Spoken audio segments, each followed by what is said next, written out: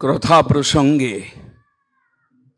ভগবান কৃষ্ণ উদ্ধবকে লক্ষ্য করে বলছেন, প্রসঙ্গ মানব জাতির কল্যাণ কি করে হয়, কর্মযোগ, জ্ঞানযোগ এবং ভক্তিযোগ কি জিনিস, এর মধ্যে কোনটি শ্রেষ্ঠ, এই প্রসঙ্গে মানব জন্মের কর্তব্য কি কৃষ্ণ স্বয়ং বলছেন উদ্ধবকে। শ্রীমদ্ ভাগবতের একাদশ স্কন্ধে একটি শ্লোকের মাধ্যমে বলছেন, লব্ধা সুদুর্লভম ইদম বহু সম্ভবান্তে মানুষ্যম অর্থদম অনিত্যপি ধীর তূর্ণং যতেত ন পতেত অনুমৃত্যু যাবৎ নিঃশ্রেয়সায় বিষয়ে খলু সর্বতস্যা। অন্য এক প্রসঙ্গে বলছেন, নৃদেহম আদ্যম সুলভং সুদুর্লভম প্লবং সুকল্পং গুরুকর্ণধারম ময়ানুকূলেন নভস্যতেরিতম পুমান ভবাব্ধিং ন তরেত স আত্মহা। নর শরীরটাকে বলছেন নৃদেহম আদ্যম, আদি শরীর, সর্বপ্রথমে প্রাপ্ত শরীর, সর্ব সাধনের মূল এই শরীর, সর্বফল প্রাপ্তির মূল এই শরীর, মানব শরীর। কৃষ্ণ বলছেন উদ্ধবকে, নির্দেহম আদ্যম সুলভং সুদুর্লভম। আমরা এখন যে শরীরটা পেয়েছি আমাদের কাছে সুলভ হয়েছে, আমরা সেই শরীরটা নিয়ে আছি। সুদুর্লভম, অত্যধিক দুর্লভ শরীর আমরা পেয়েছি। যেটা আজকে আমাদের কাছে আছে এটা দুর্লভ, খুব তাড়াতাড়ি, খুব অল্প প্রচেষ্টার দ্বারা এ শরীর পাওয়া যায় না। সাধন বহু আয়াসই প্রাপ্ত। ধীরে ধীরে বহুজনই ভ্রমণ করতে করতে, নিজের কর্মকে সংশোধন করতে করতে, ধীরে ধীরে প্রমোশন হতে হতে আমরা আজকে একটা স্থানে পৌঁছেছি যে আমরা মানব, আমরা মানব দেহধারী। সর্বসাধনের মূল, আপনি এই শরীর দিয়ে অনেক উপর পর্যন্ত যেতে পারবেন। কতদূর উপরে যেতে পারবেন তা কল্পনার অতীত। আপনি একদিন হয়তোবা পশ্চিমবঙ্গের একটা গ্রামে, হুগলি জেলার, হাওড়া জেলার এটা একটা গ্রামের মধ্যে ছিলেন। আপনি ছোটবেলায় আপনি কোনোভাবে আপনি একটু কাজ শিখে, পড়াশোনা না করে আপনি একটা কাজ শিখলেন, আপনি সোনার কাজ শিখলেন, আপনি কারিগর হলেন, কারিগর হয়ে আপনি বোম্বে শহরে এলেন।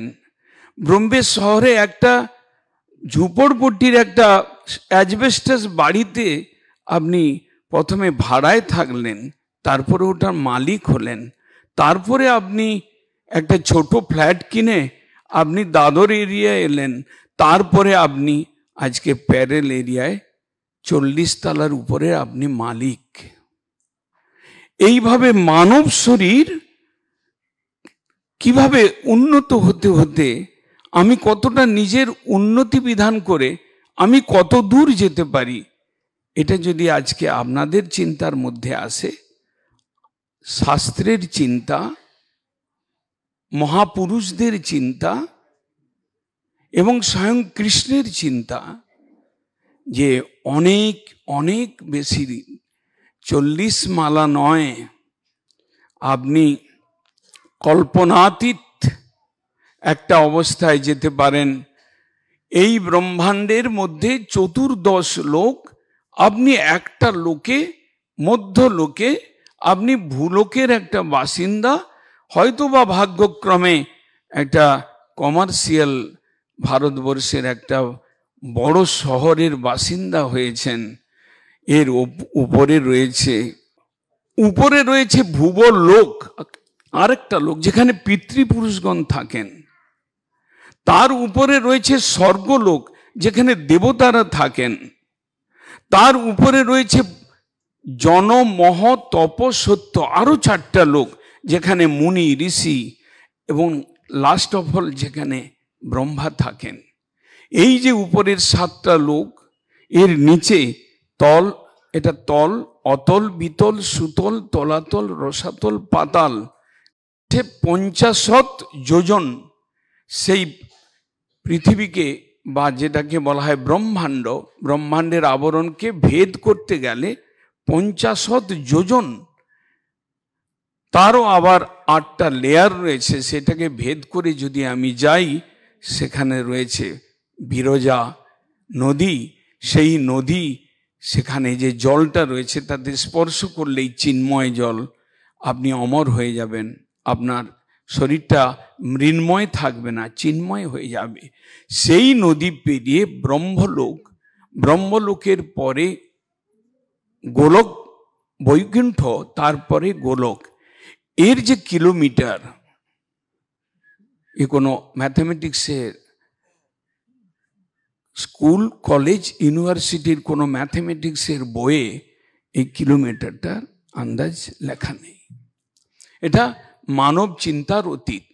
সেই গোলক পর্যন্ত কৃষ্ণের বিহার স্থল, নারায়ণের বিহার ভূমি যে বৈকুণ্ঠ, ব্রহ্ম যিনি থাকেন নিরাকার স্বরূপে সেই ব্রহ্মলোক, এই লোকগুলোকে প্রাপ্তি করতে পারেন আপনার কাছে যে হাতিয়ারটা, যে নৌকাটা, যে শরীরটা রয়েছে, এই শরীর দিয়ে আপনি অত দূর যেতে পারেন।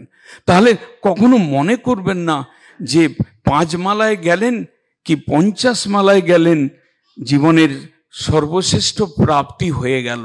যদি মনে করেন, তার উপরেও যদি অহংকার আসে, তাহলে আপনি বুঝবেন যে আপনার পতনের কারণ হয়ে দাঁড়াবে। কৃষ্ণ উদ্ধবকে বলছেন, নির্দেহম আদ্যম, এই শরীরটা আদি, সর্বফল, শ্রেষ্ঠ ফল প্রাপ্তির জন্য এই শরীর, আর অন্য কোনো শরীর নেই। তৃণ, লতা, গুল্ম, বৃক্ষ, পশু, পক্ষী, কীট, পতঙ্গ, যক্ষ, কিন্নর, দানব, এমনকি দেবতা লোকে, স্বর্গলোকে দেবশরীর প্রাপ্তি, কোনোটাই মানব শরীর ব্যতীত একদম শ্রেষ্ঠ স্থানে পৌঁছানোর আর কোনো শরীরের দ্বারা সম্ভব নয়। এবং কৃষ্ণ এই শ্লোকটি বলতে গিয়ে তার 1-2 শ্লোক আগেই বলছেন, স্বর্গিন অপি এতৎ ইচ্ছন্তি লোকং নিরৈনস্তথা সাধকং জ্ঞান ভক্তিভ্যাম তদ অসাধকম। স্বর্গের দেবতাগণ পর্যন্ত ইচ্ছা করেন এই মর্তলোকে মানব শরীর নিয়ে আসবার। কৃষ্ণ বলছেন, আমার বাক্য বলে মনে করবেন না। শ্রীমদ্ ভাগবতের 11 স্কন্ধের 20 অধ্যায়ে এই 2টি শ্লোকের আলোচনা আমি করছি। স্বর্গের দেবতাগণ এবং নরকে যে কীট থাকে, যন্ত্রণাময় দেহ পেয়ে 28 প্রকার নরকের মধ্যে কষ্ট যন্ত্রণায় ছটফট করতে থাকেন, তারা 2 জনেই, 2 পক্ষই মনে করেন, যদি মর্তলোকে যেতে পারি, যদি একটু মানব শরীর পেতে পারি, তাহলে আমার জ্ঞান ভক্তিভ্যাম সাধকম, আমি জ্ঞান যোগ এবং ভক্তি যোগের দ্বারা মুক্তি অথবা কৃষ্ণ প্রাপ্তি করতে পারি। অন্য কোনো শরীরে সম্ভব নয়। কেন? তার কারণ বলছেন, স্বর্গে ভোগ সুখ এত প্রবল। আপনি আজকে যে ফ্ল্যাটটা অ্যাকোয়ার করেছেন, মেহনত করে কিনেছেন, আমার আমিত্ব অভিমানটা ভেতরে প্রবেশ করেছে, সেই যে একটা গৃহ, তার থেকে কোটি গুণ সুখ সেই স্বর্গের দেবতাগণ যেখানে আছেন। এটা তার একটা ছায়া মাত্র। আপনার যে ঘরটা, যেটা হয়তো 4-5 সিয়ার লেগেছে, যেটাকে হয়তো ইন্টেরিয়র করতে হাফ সিয়ার লাগিয়েছেন, এর থেকে কয়েক কোটি গুণ দিব্য বিলাসময় স্থানে দেবতাগণ থাকেন। সেই দেবতা, কৃষ্ণ বলছেন উদ্ধবকে, তাদের মধ্যে কেউ কেউ ভাগ্যবান দেবতা, তারা ইচ্ছা করেন যে প্রভু আমাকে যদি জন্ম দেন মর্তলোকে, মানব শরীর দিন। কেন? মানব শরীরে সুখ দুঃখের দুইয়ের সংমিশ্রণ এখানে রয়েছে। স্বর্গে দুঃখ নেই, সুখই সুখ। আবার নরকে দুঃখই দুঃখ, সুখ নেই। একমাত্র মর্তলোক রয়েছে আপনাকে মায়ার যন্ত্রের মধ্যে ফেলে, কখনো ক্ষণিক সুখ, কখনো ক্ষণিক দুঃখ। আজকে কত আনন্দিত হয়েছেন প্রশান্ত প্রভু, তার স্ত্রী, তার বাড়ির মেম্বাররা। আজকে কত আনন্দ পাচ্ছেন তার বন্ধু বান্ধব এসেছেন, বন্ধুর বাড়িটা দেখে, হ্যাঁ খুব সুন্দর হয়েছে। কিন্তু আপনি মনে করবেন না আপনারটাই সুন্দর। আজকে হয়তো সুন্দর লাগছে, মাস 2-3 পরে আপনার কোনো বন্ধু যখন 10 সিআর দিয়ে আপনার একটা ফ্ল্যাট কিনবে, আপনাকে ডাকবে, নিমন্ত্রণ করবে, আপনি সেখানে যে আপনার মনটা একটু খারাপ হবে। তার মানে সুখ আপনি যে পেলেন আজকে, এবং 3 মাস পরে দুঃখ আপনার জন্য অপেক্ষা করবে।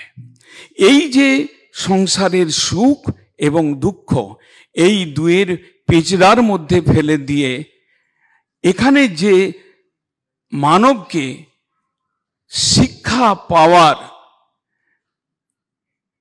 বাস্তব সংসার কি, আমার জীবনের উদ্দেশ্য কি, আমার লাভটা কিসে হবে, যেটা পার্মানেন্ট লাভ, যে সুখটা আমার কাছে আসবে আর কোনোদিন সে সুখটা যাবে না, এমন একটা পরিস্থিতিতে আমি যেতে পারি, এই বুদ্ধিটা আমাকে এই পরিস্থিতিতে জাগিয়ে দেয়।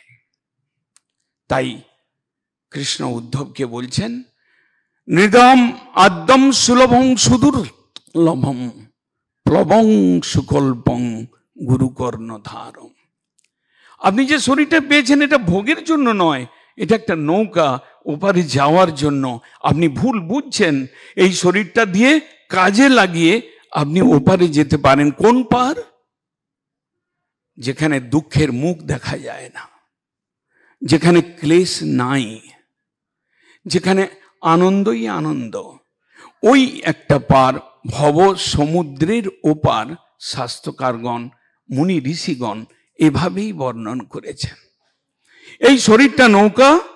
আপনি একটা ভালো কান্ডারি, আমাদের সেটগণ যখন পয়সা অধিক হয় তখন একটা ড্রাইভার রাখেন আর নিজে চালান না, অনেক টেনশন থাকে, তখন মনে করেন যে না, এখন একটা ড্রাইভারের রাখার মতো হয়েছে। ওই একরকম ড্রাইভার আছে, আপনার কাছে 15,000 18,000 নেবে, কিন্তু এখানে একজন ড্রাইভার ভগবান পাঠিয়েছেন। সেই ড্রাইভারের হিসাব, সেই ড্রাইভারের মায়না হচ্ছে আপনার শরণাগতি, আপনার শ্রদ্ধা, আপনার ফুলের মালা, আর আপনার একটু প্রণামী, সেই ড্রাইভারের মায়না রয়েছে। গুরু কর্ণধারম। যদি একটা ভালো নাবিক পান, দক্ষ, নৌকা যখন আরব সমুদ্রে নামাবে, আপনার নৌকাটা নিয়ে অনেক দূর পর্যন্ত যেতে হবে, মাঝখানে হয়তো ঝড়, নিম্নচাপ আসতে পারে, কখনো উত্তাল তরঙ্গে সমুদ্রটা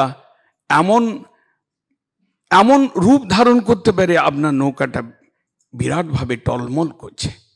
আপনি তখন চিৎকার শুরু করেছেন, এই বুঝি নৌকাটা গেল, এই দিক দিয়ে বুঝি জলটা উঠবে নৌকায়, আবার ওদিকে, এই করতে করতে। কিন্তু যদি একজন সুদক্ষ নাবিক থাকে, আপনার এই শরীরটাকে চালাবে, আপনার মনটাকে চালাবে, আপনাকে বুদ্ধি দেবে কোথায় রয়েছো পড়ে, কি মিথ্যার মধ্যে তুমি সত্য দেখছো। কিন্তু একটা স্থান রয়েছে যেখানে চিরন্তন সত্য, সেই ঈশ্বর, চিরন্তন সত্য ঈশ্বরের ভক্ত সেবক, তা সেই লোকে তুমি চলো। তোমার একটা শরীর, একটা চিন্ময় শরীর তোমাকে দেওয়া হবে। আর শ্রীমদ্ ভগবদ গীতা বলছেন সেই জায়গাটা কোথায়, তার উত্তরে বলছেন শ্রীমদ্ ভগবদ গীতা, যদ গত্বা ন নিবর্তন্তে তদ্ধাম পরমং মম। যেখানে গেলে আর এখানে ফিরে আসতে হবে না, সেইটা আমার ধাম, সেইটা আমার লোক, যেখানে জন্ম মৃত্যু ভয় শোক, যেখানে ক্লেশ প্রবেশ পায় না, সেরকম একটা স্থান আছে। আমাদের বিজ্ঞানের আলোকে উন্নত মানব, আমাদের মধ্যেই অনেক বুদ্ধিমান বসে রয়েছেন, যারা 1 টাকার থেকে 1 লক্ষ করেছেন, 1 লক্ষকে 1 শেয়ার করেছেন, যারা এখন 50 শেয়ারের মালিক, তারা হয়তো কেউ কেউ চিন্তা করছেন যে গৌড়ীয় মঠের স্বামীজি বলে যাচ্ছেন এগুলো কি সব কাল্পনিক, এইগুলো কি সব বানানো। তাহলে শ্রীমদ্ ভাগবতের পুরাণে বেদের কাছে যান। শাস্ত্র তৈরি হয়েছে শাসন করবার জন্য, আপনাকে শান্তি দেওয়ার জন্য, উপদেশ দেওয়ার জন্য শাস্ত্র রয়েছে। আর আমরা শাস্ত্র ছাড়া এপারে ওপারের কোনো কথা বলি না, কোনো ভেজাল দিয়ে বা শাস্ত্রের কথাকে রং চড়িয়ে বলি না। ভগবান স্বয়ং কৃষ্ণ বলছেন উদ্ধবকে, কি বলছেন, আরো আগে চলুন, প্লবং সুকল্পং গুরুকর্ণ ধারম। আপনার কাছে নৌকা, শরীরটা নৌকা, একটা গুরু ধারণ করবেন, একটা দক্ষ গুরু ধারণ করবেন, যিনি ভগবানকে নিয়ে থাকেন, ভগবান ছাড়া অন্য কোনো বস্তু নিয়ে থাকেন না। লোভী গুরু, কথা মিষ্ট বলে আপনাকে ভোলানোর গুরু সংসারে প্রচুর পাওয়া যাচ্ছে। কেন? ভগবানের দোষ নাকি মায়াদেবী তৈরি করেছেন? খদ্দের রয়েছে ভুসিমাল দোকানে, 10 রকম চাল রয়েছে, জানে সেই দোকানদার যে 30 টাকা দামি চাল কিনবারও লোক আমার কাছে আসবে, আর 300 টাকা দামি চাল কিনবার লোকের জন্য আমাকে ব্যবস্থা রাখতে হবে। খদ্দের, সব রকম খদ্দের এলে তবেই তো কিছু পাবো, লাভ হবে। এইরকম হাজারো লাখো গুরু ছেড়ে দিয়েছেন ভগবানের মায়া শক্তি, চেনা খুব কঠিন হবে। আপনি যদি ভাগ্য থাকে চিনতে পারবেন। আপনার যদি মনে কোনো দিন চায় যে এ সংসার অনিত্য, এ সংসারের দুঃখময়, না আমি ঈশ্বরের দিকে যেতে চাই, তখন ঈশ্বরকে ডাকবেন প্রাণ ভরে, তিনি আপনাকে একটা সদ্গুরুর কাছে, যার চরণে আপনাকে পৌঁছে দেবেন। আর আপনাকে ওই সোনা টেস্ট করবার যন্ত্র দিয়ে সোনা গুরুকে টেস্ট করতে লাগবে না, ওই ভগবানই আপনার কাছে, আপনার যদি ভেতরের ইচ্ছা খুব ভালো থাকে, আপনাকে পৌঁছে দেবেন উনি, যিনি আপনাকে উপরে নিয়ে যেতে চান। কৃষ্ণ বলছেন, প্লবং সুকল্পং গুরুকর্ণধারম ময়ানুকূলেন নভস্যতে ঋতম। আমি নৌকা দিয়েছি তোমাকে, আমি কান্ডারি রেখেছি, আরেকটা জিনিস রেখেছি, এখানে যেমন ভোগের অনুকূল পরিবেশ রয়েছে, তেমনি আমি এই সৃষ্টির মধ্যে আমাকে পাওয়ার অনুকূল পরিবেশ কিছু রেখেছি। গঙ্গা, তুলসী, ভাগবত, পুরাণ, গীতা, সাধু, তীর্থ, এসব আমার সৃষ্টি করা জিনিসগুলো রেখেছি। তুমি যদি চাও এই অনুকূল জিনিসগুলোকে ধরে তুমি আমার ভজন করতে করতে এই নৌকাটা তুমি ওপারে নিয়ে যেতে পারো। কৃষ্ণ উদ্ধবকে বলছেন। তারপরে বলছেন, ময়ানুকূলেন নভস্যতে ঋতম পুমান ভবাব্ধিং ন তরে স আত্মহা। আত্মঘাতী, সুইসাইড করেছেন, গলায় দড়ি দিয়েছেন, অথবা বিষ কিনে খেয়েছেন, অথবা রেল লাইনে ঝাঁপ দিয়েছেন, সেই বডিটাকে, সেই লোকটিকে আপনি বলবেন যে ইনি আত্মঘাতী।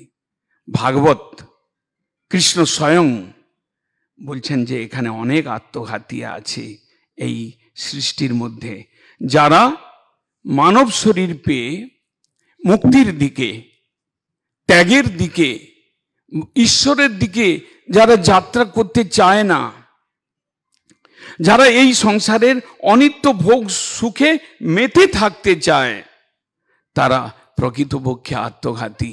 কেননা আত্মার আত্মা ভগবান ঈশ্বর হরি, তাকে ভজনা করল না। ভজনা করল সকাল থেকে সন্ধ্যা পর্যন্ত স্ত্রী, ছেলে, নাতি, এদের ভজনা পূর্ণ মাত্রায় করল। কিন্তু স্ত্রীর মধ্যে যিনি বসে রয়েছেন, ছেলেটার মধ্যে যিনি বসে রয়েছেন, নাতিটার মধ্যে সেম লোকটা বসে রয়েছেন, বাড়ির মধ্যে সেই লোকটা বসে রয়েছেন, আমার সামনে যারা রয়েছে সকলের মধ্যে সেই এক লোক বসে রয়েছেন। সেই বহু রূপে সম্মুখে রয়েছেন ঈশ্বর। তাকে প্রণাম করা শিখলেন না, তাকে শ্রদ্ধার্ঘ্য, তাকে তাকে তাকে কিছু দেওয়া, তাকে উপাসনা করা, তাকে ভালোবাসা শিখলেন না। উনি হচ্ছেন আত্মঘাতী। কেননা উনি ওনার শরীরটাকে খাবার দিয়েছেন ডাল ভাত, উনি ওনার মনটাকে খাবার দিয়েছেন বড় ফ্ল্যাট, পার্কের সামনে বাড়ি, উনি মধ্যে মধ্যে জয়সলমের যাচ্ছেন রাজস্থানে ঘুরতে, উনি কখনো চলে যাচ্ছেন হরিদ্বারে, উনি মনটাকে খাবার দেওয়া শিখেছেন।